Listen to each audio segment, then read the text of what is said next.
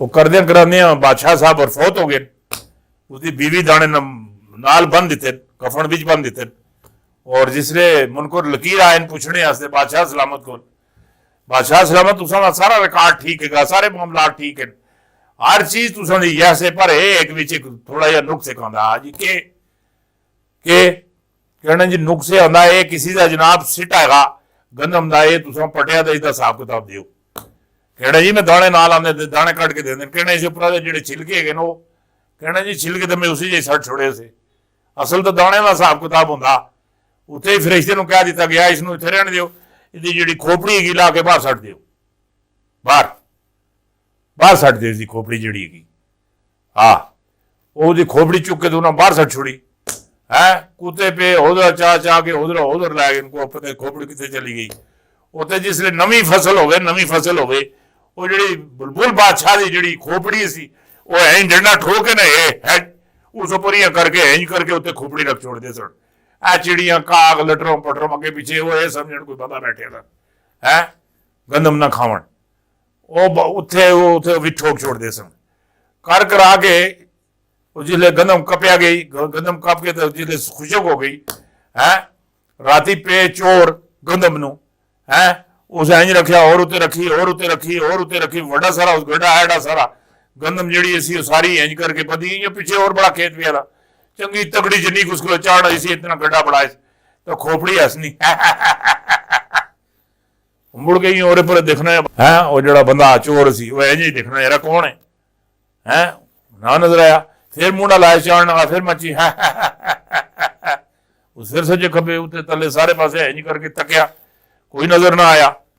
तीसरी दफा फिर जनाब मुंडा ला के चाड़न लगा, फिर ज्यादा जोर नाल हसी है और नाल तकिया, खोपड़ी आई नजर आई। कहने लगे गल सुन मेरी, किधर लैके जा रहे? कहने लगे घर लैके जा रहे हैं चोरी करके। कहना हाँ अल्लाह दिया बंदिया मैं खाली एक सीटे के दाने में मड़े उस घोड़े के पायदान ही फंस गई सी, मैं मड़े हिसाब किताब ही सिर्फ उस सीटे के दाने से वो मेरे कनी निकले तो फरिश्तियां सुन अल्लाह सुन मेरी खोपड़ी ला के बाहर सट दी।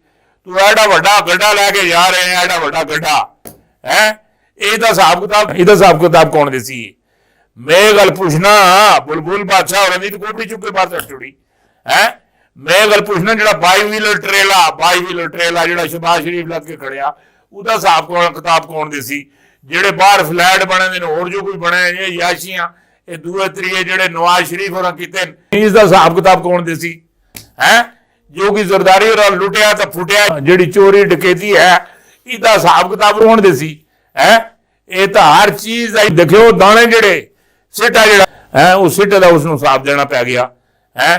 तो तुसी अपनी जान किस तरह बचा सो? मैनू तुहाडी जान तो नहीं बचती नजर आती सिरा ही ना बड़े दूर नजर आते हैं। हाँ और आगे आ गया कि मैंने कहा था कि परवेज मुशर्रफ ने एक आर्टिनस के जरिए एक आर्टिनस नाफज किया सी सदर की सीट से बह के ए सदर सुन भी किया सी उदा तो सुप्रीम कोर्ट कैंसल कर छोड़िया ना कि खुफिया रायशुमारी हो सी, बोर्ड हमेशा खुफिया ही होंदा है। जरिए तमाम मुकदमात माफ कर दिए किदे आसिफ जरदारी से, सारे मुकदमात माफ कर दिए और उन्हें शीशे की तरह साफ कर दिया। वो अब मुआवजा कर सकते हैं। तुर्क सदर अपने गिरद मतलब जी गल थोड़े ना करना पिया ये आर्टिनस किस जारी किया सा? परवेज मुशर्रफ किस वास्ते? आसिफ जरदारी वास्ते। ये देखो उठो chief of army staff general Pervez Musharraf, फिर सदर पाकिस्तान प्रेसिडेंट जियाउल हक तो बाद मुक्के वाली सरकार है इन्हें आर्टिनस जारी किया है आसिफ जरदारी वास्ते। इसकी पिछली जी खेड़ हैगी मैं लोहड़ी हाँ जी हजूर अली लोहड़ी बिल्कुल हाँ हरफे आखिर ताड़ी गया। फिर किसी वेले तुसां नाल इसदे मुतलक गल हो सी मैं करसा इंशाअल्लाह। एक गल तुहानू मैं होर भी दसां, एक गल भी अपने ज़हन च रखियो। गिलगित बल्तिस्तान जिसमें पिछे जे इलेक्शन होए से है उस वाले पासे कनी ਇਹ ਮੋਦੀ ਦੀਆਂ ਤੇ ਮੋਦੀ ਦੇ ਜਿਹੜੀ ਆਰਮੀ ਹੈ, ਜਿਹੜੇ RSS ਵਾਲੇ ਹਿੰਦੂ ਹੈ, ਪਤਾ ਨਹੀਂ ਕਿਸ ਮਿੱਟੀ ਦੇ ਬਣੇ ਦੇ।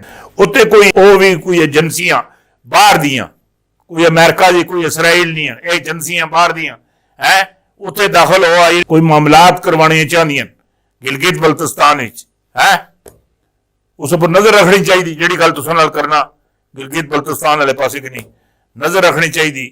और जी दूसरी गल तुहाडे नाल करन लगा वो ये कि अल्लाह तुसां नूं चंगियां करे है। तुर्क सदर अपने गिरद मौजूदा लोगों पर खुसूसी नजर रखे। कोई भी मीर जाफर वाली तारीख दोहरा सकता है और भारत के अंदर 1947 से बड़ी तारीख उठती दिखाई दे रही है। खुद मुख्तियारी की धज्जियां बिखर जाएंगी। पाकिस्तान चीन की शारग है। हाँ, पाकिस्तान चीन की शारग है, वो कभी भी शारग नहीं कटने देगा। ना ना सोचो ना ना ना, अगर शारग कटिया जाती तो आप जिंदा नहीं रह सकना है। ये जड़ा सी पैक है, ये सी पैक जड़ा है, ये जड़ा साड़ा मोटरवे इस पर लाड़ने चाड़ने डज लथा डज चढ़ गया। ये जनाब पिंडी तो लैके लाहौर तो लैके फैसलाबाद सी पिशावर अंगू सारे पासे मोटरवे इंज गया इंज जाल बिछे दा। ये सारा एयरपोर्ट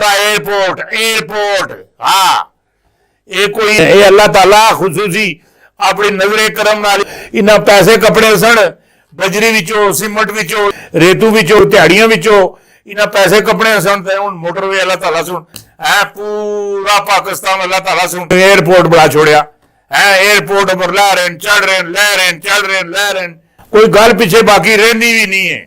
हाँ, और दूसरे नंबर ते ये गल भी अपने ज़हन च रखियो, महफिले शुकराना ही आ, महफिले शुकराना ए जड़ा आ रहा ना, ये जड़ा 5 मार्च प्रोग्राम आंदा पिया महफिले 11वीं शरीफ का, उस तो बाद मार्च को बाद अप्रैल आंदी।